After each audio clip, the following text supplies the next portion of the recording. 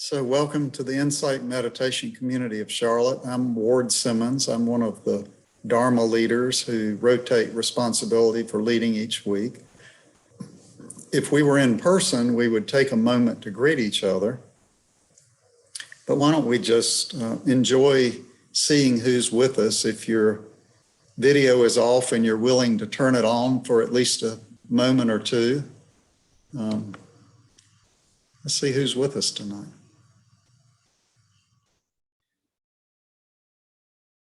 Yeah, welcome to everybody.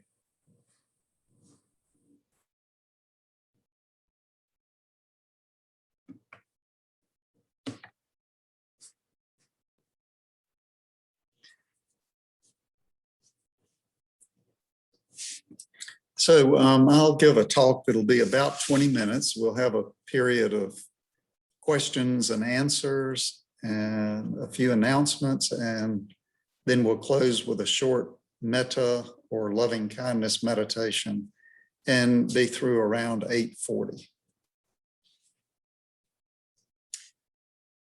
So have you ever heard anyone who's preparing to speak, and they begin with the rhetorical question, where do I begin? Where we begin matters. It matters because if we proceed with a well thought out plan, the listener will be more likely to receive and understand our message. So tonight I want to take a look at where the Buddha chose to begin when he started his teaching. But before that, before we get to where he began, I'd like to review how he came to this beginning, what came before his teaching. So some of you know this story. I always love to hear this story. So if you know it, maybe you'll just enjoy listening to it. And if you don't, maybe it'll be useful. The Buddha was born as Siddhartha, and he was the child of a king in northern India about 2,600 years ago. And so he lived a pretty refined life. Most people in northern India at this time didn't have a very refined life. But he had a life of ease and luxury. And the story goes that he had 3 palaces that he lived in, one for the hot season, and one for the cold season, and one for the rainy season. And he had many attendants, and coincidentally, they were all female. He had luxurious food, clothing, anything one would want. And his father kept him sequestered from day-to-day life because his father wanted him to step into the role of being king when his father died.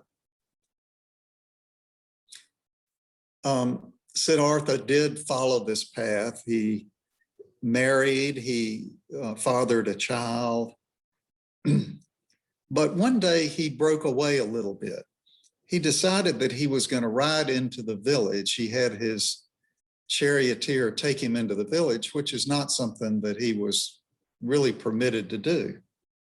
And while he was in the village, he encountered what he referred to as the 3 heavenly messengers. And those are old age, illness, and death. And that made an impression on him because his refined life had not included aging or illness or death. He'd been kept away from those truths. And so he began to question whether this life he was leading was really meaningful, whether he was really, whether his life had meaning. And at age 29, he decided to leave his luxurious life. He crept away in the middle of the night. He left his family that was depending on him to take over.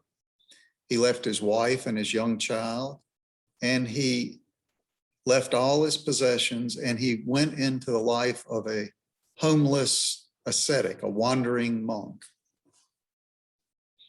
And he stayed in that life for about 6 years. And, this was a pretty hard life. He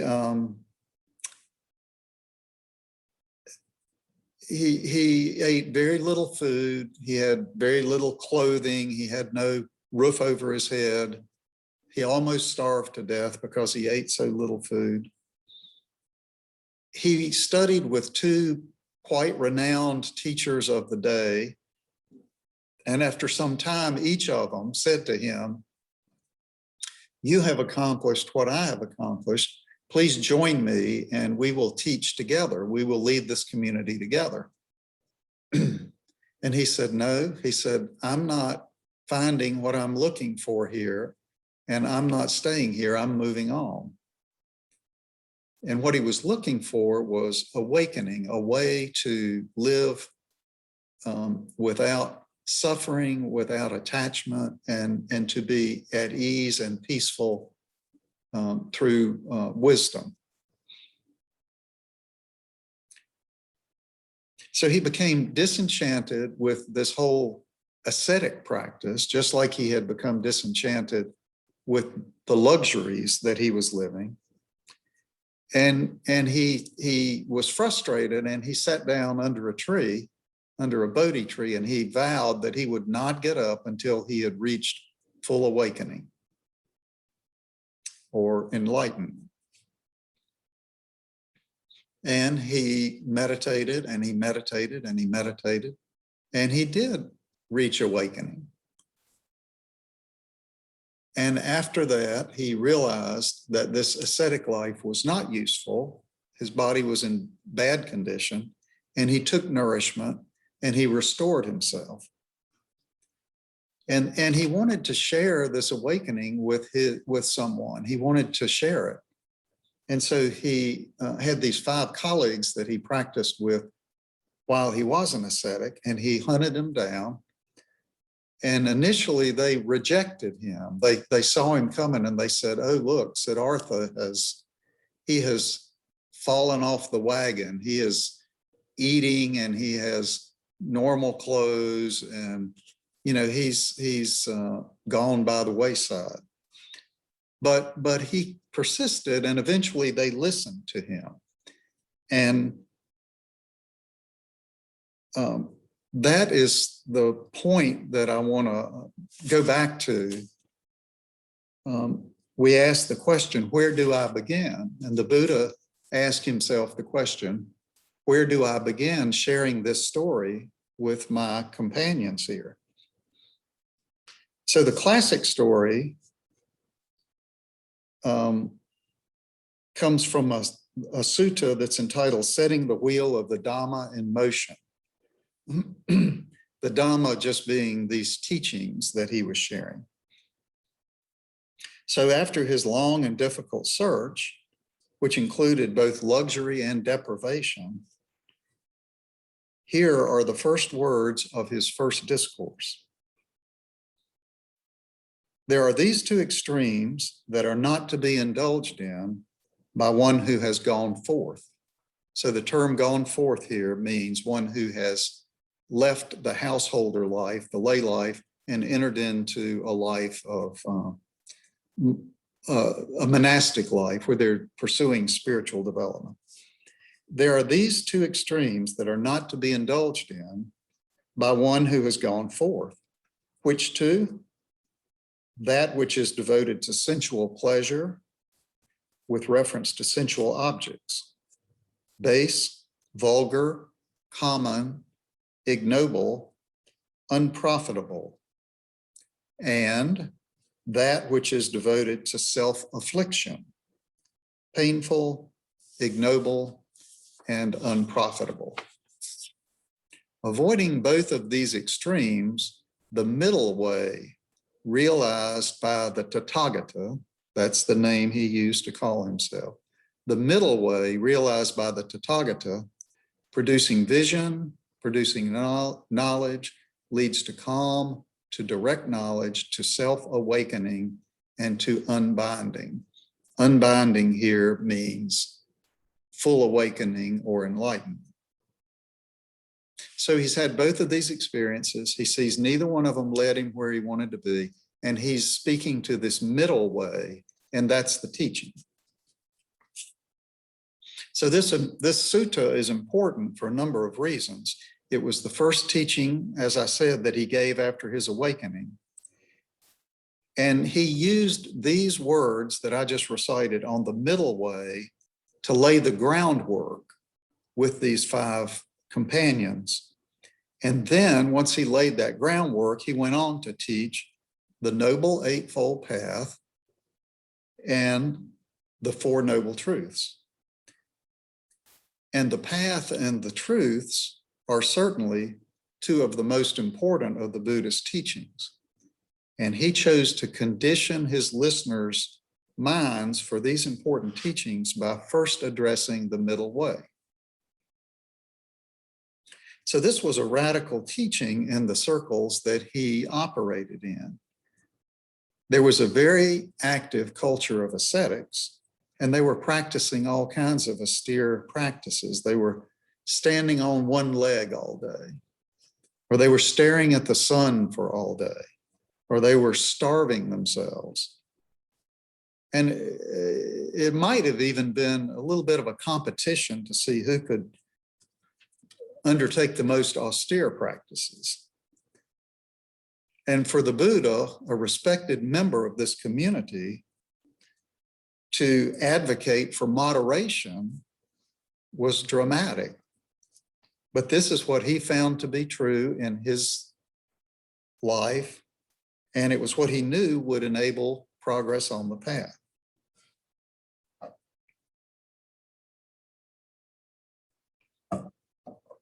So this is the story of the middle way between indulgence and austerity, and it's the one we hear most often when we hear about the Buddha's middle way. And so it can be easy for us to limit our understanding of the middle way teaching to this context alone. But if we fail to see it in its broader presence in his teachings, then we miss an opportunity. So this evening, I'd like to just see if we can broaden our understanding and notice how pervasive the middle way is in what the Buddha taught. So one of the places it shows up is in the teaching on the hindrances. So if you're familiar with the hindrances, if you're not familiar, I'll just name them.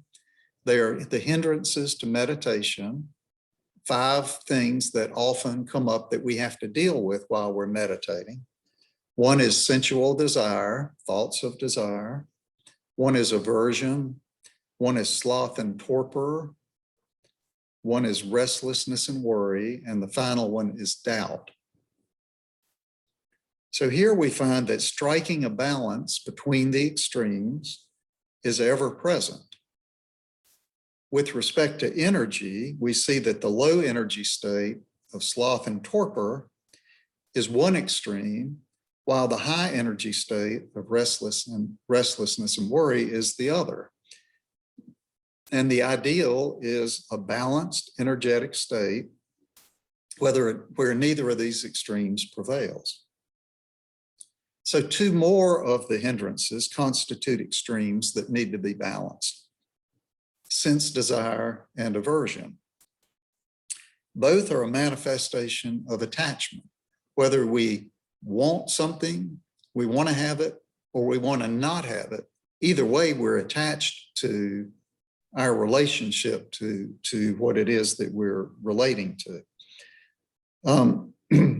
And we know from the 4 Noble Truths that attachment is going to lead to suffering. So as we practice to cultivate an open, receptive mind that is free of attachments,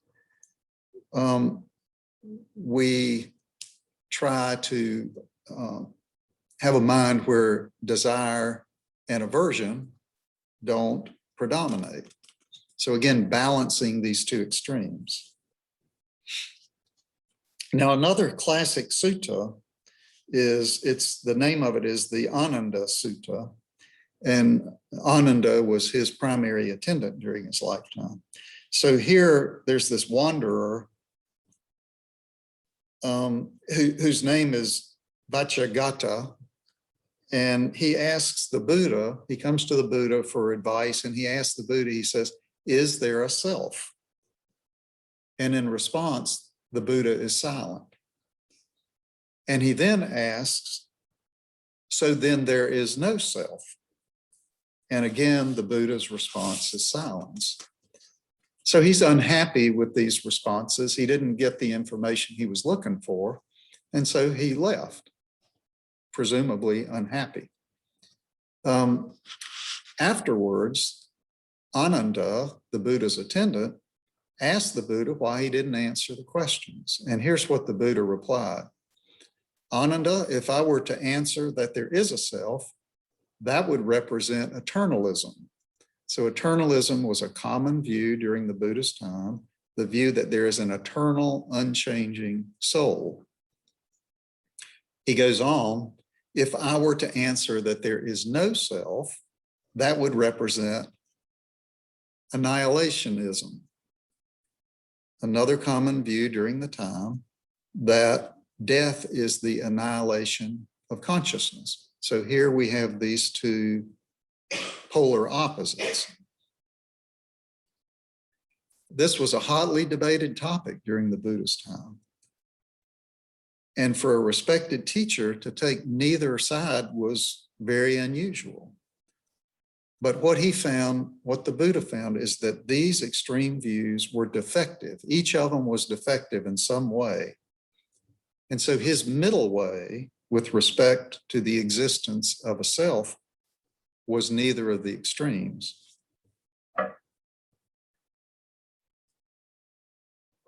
Now, on a side note, just to digress for a moment, the implications of embracing neither of these kind of leave us a little bit at loose ends. Well, what is the answer?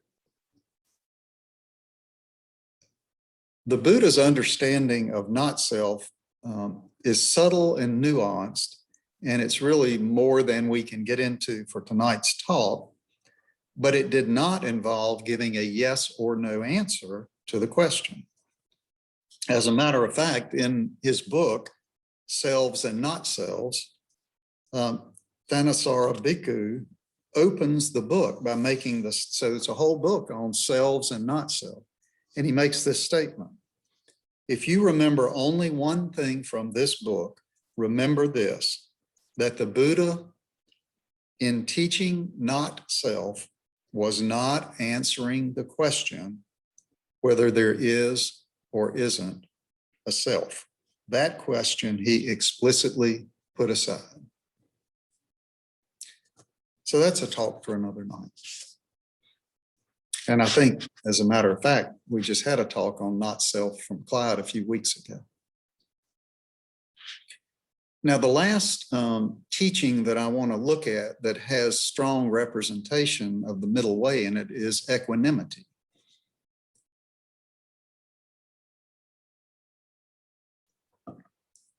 So here, when we talk about equanimity, what exactly do we mean? So let's start with a dictionary definition. Webster says, it is evenness of mind, especially under stress, also balance. And then I've got 3 other quotes I want to share with you. These are from respected practitioners and scholars in our tradition. Bhikkhu Analayo uses the phrase, a balanced state of mind resulting from concentration. Bhikkhu Bodhi says a balanced reaction to joy and misery, which protects one from emotional agitation. And Richard Shankman says non-reactivity, where the mind rests, mindful and clearly aware throughout a wide range of experiences without preference for any of them. Without preference for any of them. So equanimity is all pervasive in the Dharma, in the Buddha's teachings. And some of the places it shows up include, it is the seventh component of the 7 factors of awakening. It is the 10th parami in the list of 10 paramis or perfections that we are to cultivate. It's the 4th of the 4 Brahma Vihara states or divine abodes. And it's the 3rd jhana state. So it is very pervasive. And the term equanimity can sound a little distant or high-minded, maybe hard to access, but I want you to think about what you were doing 30 minutes ago. In your meditation, you were probably working with persistent thoughts and emotions. Many meditators find that as the meditation session progresses, not always, but often, that the mind calms down and becomes more stable. So this is the arising of some measure of equanimity. And that's what we're talking about. We see it in our meditation practice every day. It's the process of becoming disenchanted with the drama that the mind is constantly generating for us. It's a movement away from reactivity, where the calm and collected mind has access to naturally arising wisdom. And each one of us experiences this middle way of equanimity to a greater or lesser extent during every meditation period. In some sense, equanimity, the balance or the middle way between the extremes, is at the crux of this path that we tread.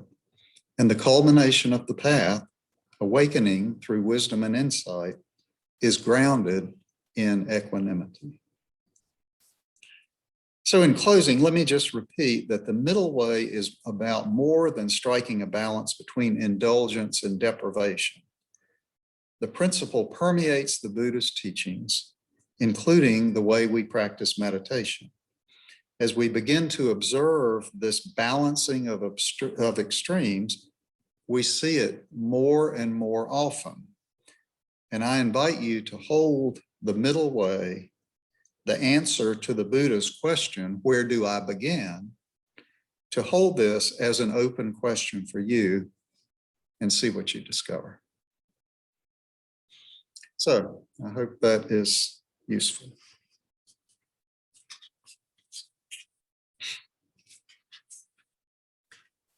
And now we have some time for questions. If you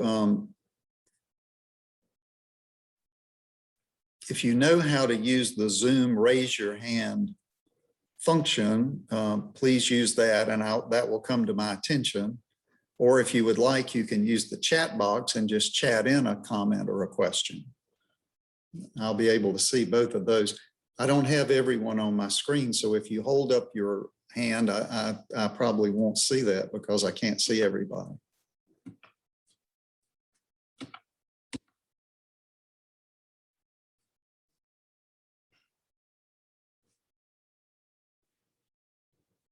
Or maybe everybody's got this whole middle way down thing just perfect and there aren't any questions. Wouldn't that be a good outcome?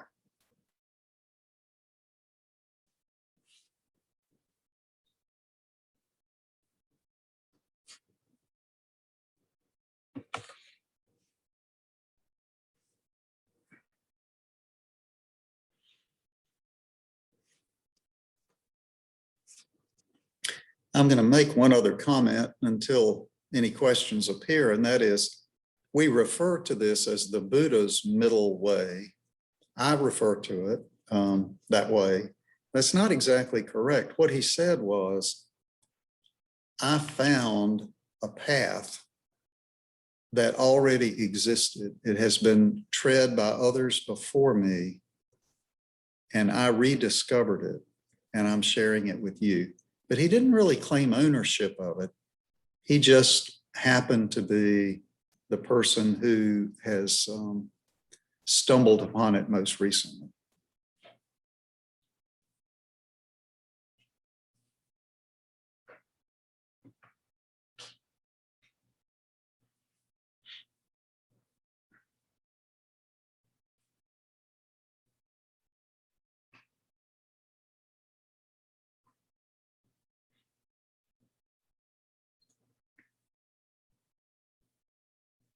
Well, I'm going to go ahead with the announcements. If anybody has a comment or a question, you can feel free to continue with it, but I'm going to go ahead and move to the announcements while we wait.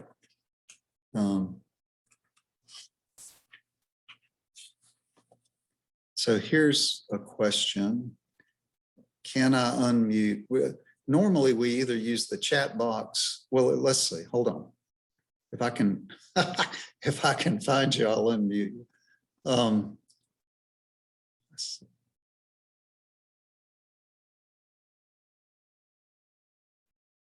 Just a moment. All right. I think I might be able to do it. So this is Neera. Is that right, Neera? Niraj, yes, exactly. Niraj. Thanks. Yes. So I have a question. Buddha himself did not follow, at least in my mind, when he sat down below the tree for 12 years to meditate. So it's a lot of focus, attention. In some way, he was very passionate to understand nirvana. Mm-hmm. How do we reconcile this with his middle path? All right, so I'm going to get you to say the first couple sentences you said again. Yeah. He was passionate about understanding nirvana, but before that you said? So middle path or equanimity is neither extremes. Yes. But in some ways, he sat down below the tree for 12 years. Uh-huh. And that itself, in my mind, is extreme. Okay. How do we kind of connect these two? Okay. Thank you for asking. So I'll give you my answer to that. There is a difference between having a strong desire, and desire can be wholesome or unwholesome, a wholesome desire to achieve in the realm of meditation. There's a difference between having the strong desire and being reactive around it. So we can have a wholesome desire about which we are equanimous. We can have equanimity about it, or our relationship to it. Otherwise, it can be a grasping relationship. I've got to have this. I've got to have this. I think that what people find as they progress on this path is we begin to see that we are striving and grasping in ways that are not equanimous, that do not have equanimity. And we begin to work with that. And over time, we can release the attachment and still have the wholesome striving. Now, that's a little bit of an academic answer. I can tell you from my own personal experience, I find it to be true. I haven't become completely equanimous. I haven't overcome those kinds of things fully in my life, but I can see progress. I can see where I've moved in that direction. And so I believe it to be true because I've seen it to be true. So that would be my answer. Okay, now let's see if I've got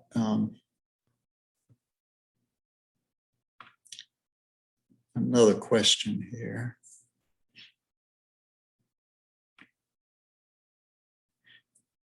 Okay, so this is from Babita. Thank you very much. Can you please expand on eternal life in Buddhist teachings?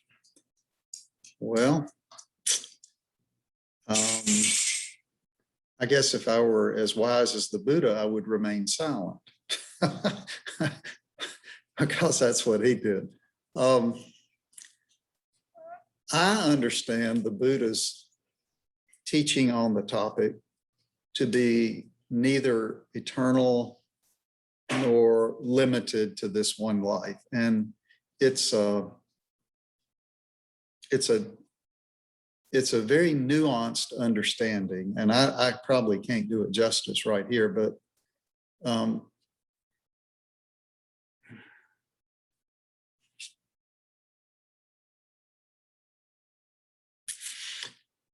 I would say that the Buddhist teachings tell us that nothing is eternal.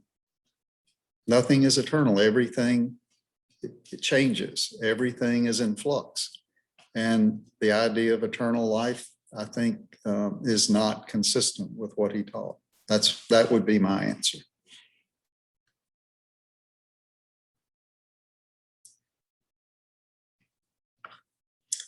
And this is from Dirk. So he told the extremists to go a middle way. Makes sense to me, but calling for the abandonment of all attachments is not a middle way for me. He never returned to his family.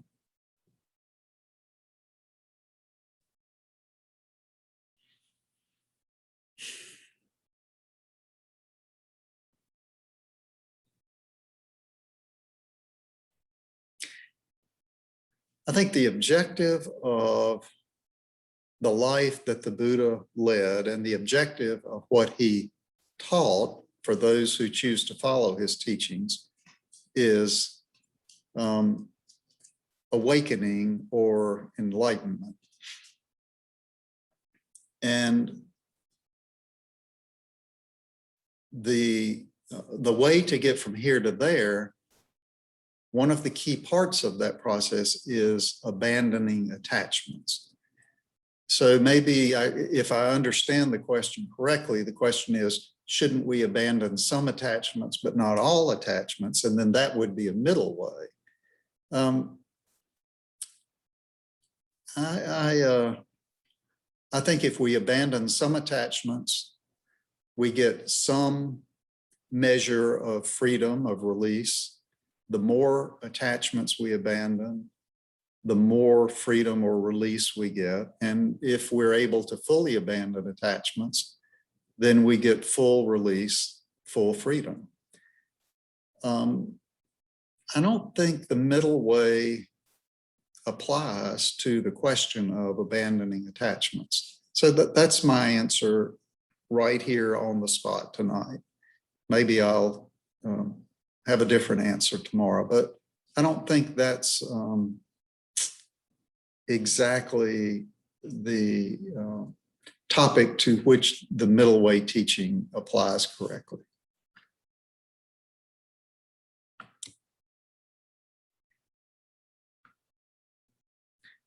Okay, well, why don't we move on with some announcements? Thank you for your questions and comments. Whatever shortcoming there is in my answers, it's wholly attributable to me and not to the teachings of the Buddha. I'm sure he could have done more justice to it. So on March 27th, well, no, we don't have to talk about March 27th, do we? So coincidentally, next Tuesday, there will be a 4-week Beyond the Basics series that I'll be leading. And we do the Beyond the Basics series twice a year. And so this is the spring Beyond the Basics, and the topic will be the Buddha's middle way.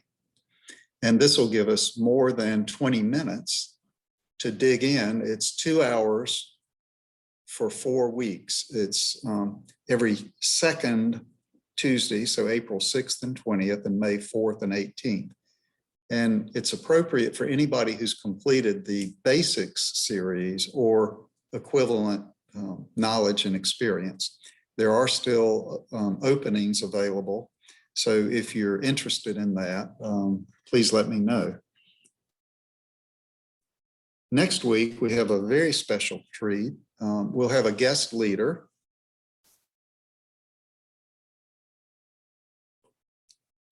And that is Philip Moffitt. Many of you know the name, but Philip Moffitt is a widely respected teacher on the West Coast, and he'll be joining us via Zoom to be our leader and give a talk. We will start at 7 o'clock, not at 7:30 next week. So please make note of that. And I can tell you from experience, he's got an impressive resume that I could read off to you, but what's most impressive is his insight and his caring, and he's got a great sense of humor. So it'll be a lot of fun. The book discussion group, which meets on the first Thursday from May 6th through July 1st, it'll be from 12 to 2 via Zoom, led by Joy and Larry. The book is Mindfully Facing Disease and Death by Bhikkhu Analia. On May 19th, we'll have another guest leader, David Chernikoff. He's been with us before, and he will also be holding a day-long retreat via Zoom, as I understand it, on Saturday, May 22nd. On August 19th through the 22nd, that's pretty far out, the summer residential retreat at St. Francis Springs Retreat Center will happen. Just to announce that meditation instructions are on the website. On the last Wednesday of the month, like tonight, they are given live. On other Wednesday nights, you're invited to view the video before the 7:30 meditation session. First Wednesday of each month is a practice discussion group for meditators with established practices, and that begins at 6:45. So that'll be next Wednesday. Excuse me, it will not be next Wednesday, because with Philip Moffitt, we're starting at 7 o'clock. So that will not take place for the month of April. The next one will be the month of May. Our website is www.imccharlotte.org, and all these events can be found there. Are there any meditation-related announcements that I have not covered?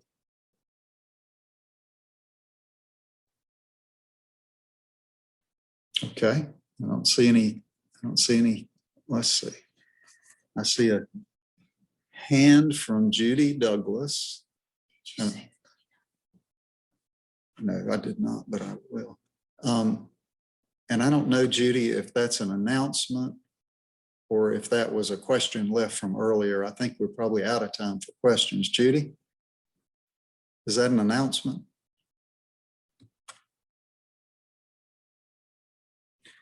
I'm going to take that as a no. Okay, one other announcement that the announcements. I'm sorry. There's an announcement about a cleanup on Charlotte on May the 8th. Thank you. Thank you. So it'll be, see if I get this right. It'll be at 9 o'clock at Freedom Park.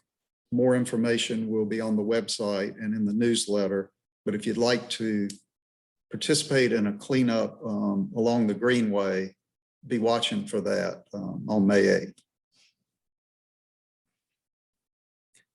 Okay, thanks to our volunteers. You might not be able to see it, but it takes a lot to make all this happen. And we're grateful to everyone whose efforts do make it happen. If you would like to support this community financially, you may do so at the IMC Charlotte website. And we will close with metta or loving kindness practice. So if you'll find a comfortable posture, and I will offer some phrases which you can repeat silently to yourself.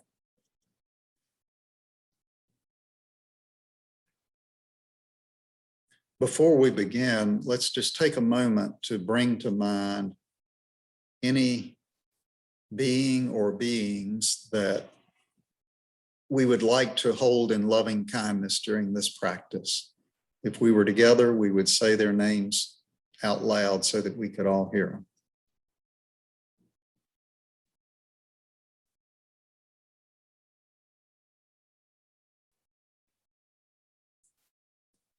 May I be safe from inner and outer harm.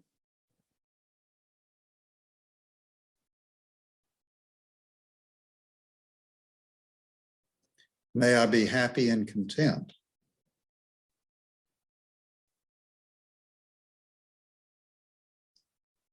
May I be healthy in body and mind.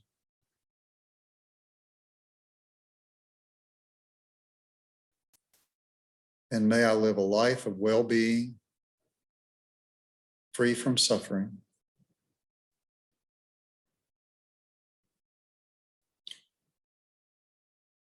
And bringing to mind another being or beings that you'd like to hold in loving kindness, a family member, a coworker, the citizens of another country,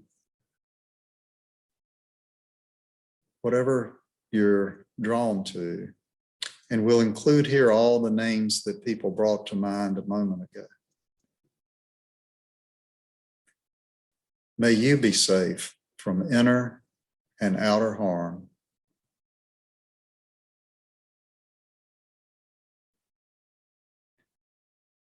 May you be happy and content.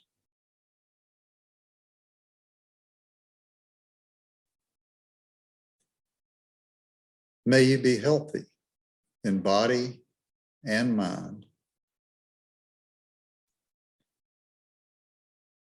And may you live a life of well-being, free from suffering.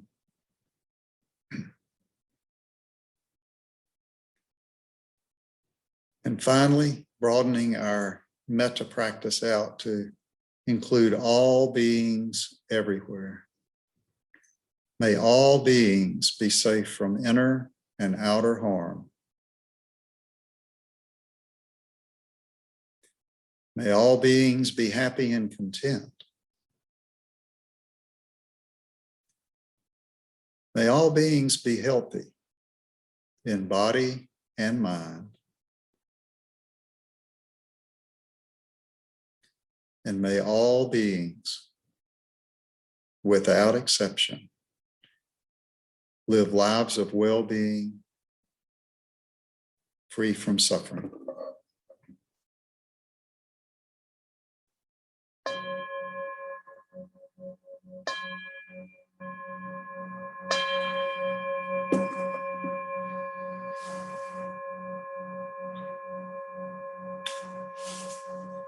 So, I hope everyone has a pleasant evening.